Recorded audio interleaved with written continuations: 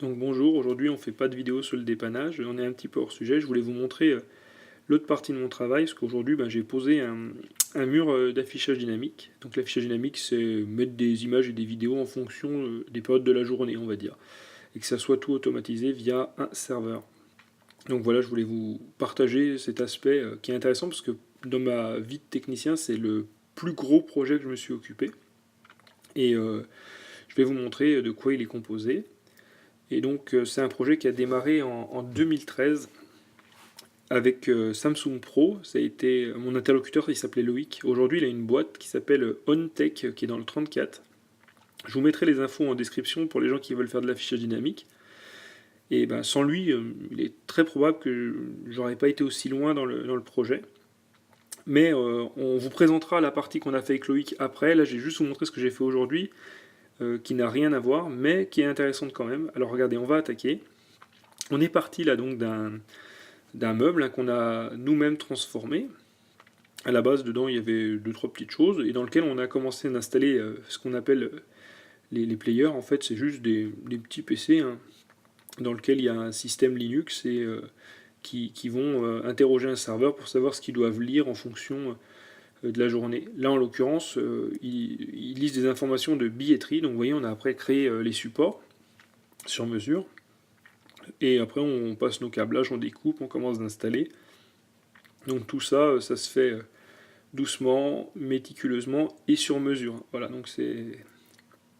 Après, on commence à câbler la partie du réseau, tout ce qui est les réglettes d'alimentation, c'est tout de l'ondulé. C'est assez long parce qu'il faut tout passer, tout repérer. C'est très important, puisqu'on aura peut-être de la maintenance à faire dessus. Peut-être pas aujourd'hui, mais demain, c'est sûr. Voilà, et une fois que tout est installé, ça donne ça. Donc c'est plutôt sympa. Là, on est sur des modèles 55 pouces.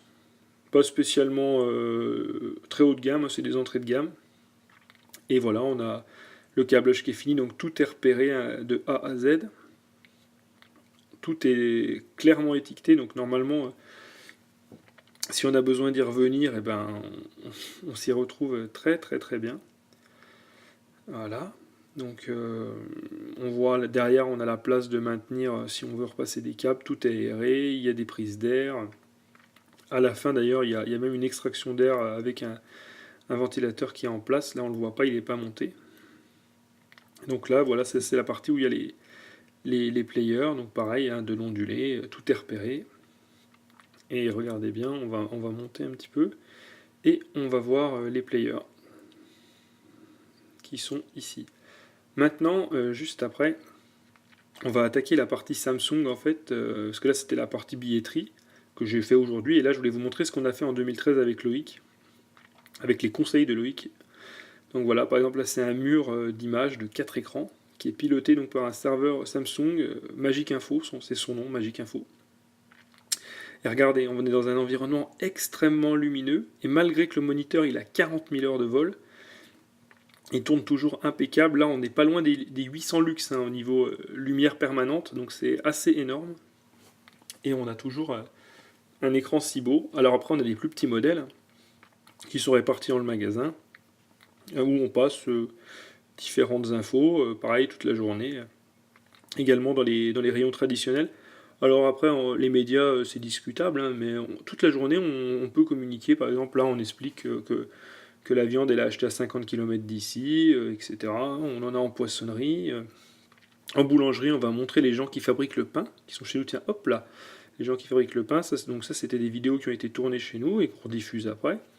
C'est vraiment super. En poissonnerie, les gens, ils peuvent parler des poissons, des pêches, des zones de pêche. C'est vraiment très très très pointu, très très bien foutu. Et le clou du spectacle, c'est un mur d'images qui fait 9 écrans, et il fait pas loin de 6 mètres carrés de surface d'affichage, le voilà. Donc c'est super super super. Donc maintenant je vais vous montrer le serveur. Donc voilà, on arrive sur le serveur, donc désolé, j'ai filmé avec mon téléphone, j'ai pas voulu faire de capture vidéo sur l'écran. Donc là on est sur un serveur V2, c'est un vieux serveur, 2012-2013. Aujourd'hui on en est à la V4, donc c'est un modèle plus ancien. Donc vous voyez, là je vais sur le serveur, je récupère un média qui existe déjà, puis je vous montre qu'on peut l'éditer, ajouter du texte. C'est super simple, hein. Limite ça fonctionne un petit peu comme PowerPoint, un petit peu un mélange de Movie Maker et de PowerPoint quoi. Et je pense que depuis, j'ai pas essayé la V4, mais il a dû largement évoluer. Prise en main facile, on monte son média, on met son temps, ses contraintes, etc. Après, on n'a plus qu'à publier tout ça. Donc publier, ça veut juste dire poster le média sur la page web du serveur en fait pour pouvoir travailler dessus. Donc vous voyez, je suis en train de préparer ma publication. Donc c'est vraiment quelques clics, c'est simple. C'est juste que là, je galère un peu parce que j'ai le téléphone dans la main et je discute de l'autre. Voilà, publier, crac. Je coche que je veux télécharger le média sur le serveur, je mets l'adresse IP du serveur, mon utilisateur, mon mot de passe. C'est quand même relativement bien sécurisé.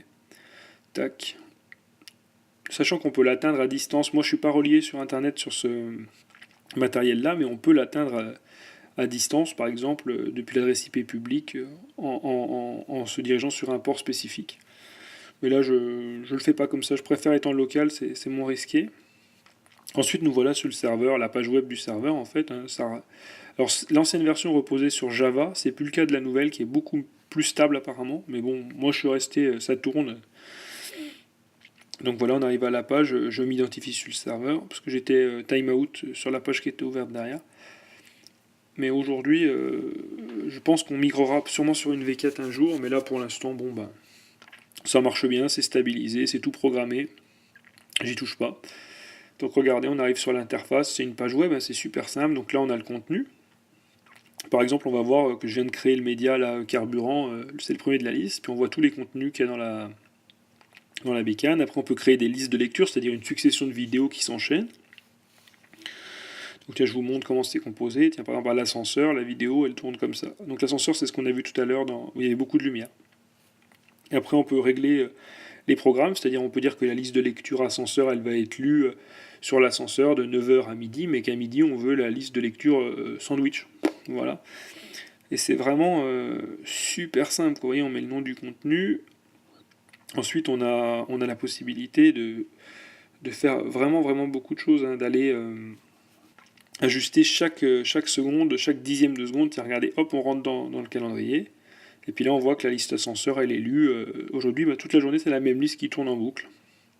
Mais je peux très bien préparer les promos du catalogue qu'il y aura le mois prochain ou dans toute l'année. Voilà. C'est top. Ici, on a la supervision des différents postes. Et regardez, hop, tous les moniteurs. Donc là, par exemple, ils sont tous éteints pratiquement. Parce qu'ils sont réglés comme ça. Mais rien ne m'empêche d'en allumer un en le cochant. Voilà. Tac. Et en bas, je vais pouvoir le piloter, éventuellement même regarder en temps réel ce qui se passe dessus grâce à VNC. Enfin, c'est vraiment tip top. Et je veux dire, là, c'est une version qui est pas à jour. Donc là, je vais pouvoir créer mes users. Moi, il n'y a que moi ici. Mais si par exemple on était 4 collaborateurs à gérer le projet, il y aurait d'autres personnes qui pourraient se connecter avec des droits différents. Pareil, pour ceux qui ont du temps à perdre, on peut faire des stats et faire des tonnes et des tonnes de réglages. Alors autant en couche de surface c'est facile, autant on peut aller très très loin. Donc voilà, j'espère vous avoir fait découvrir ça. Et n'oubliez pas, contactez dans le 34 OnTech. Demandez Loïc si vous voulez équiper votre boutique de la sorte. Voilà.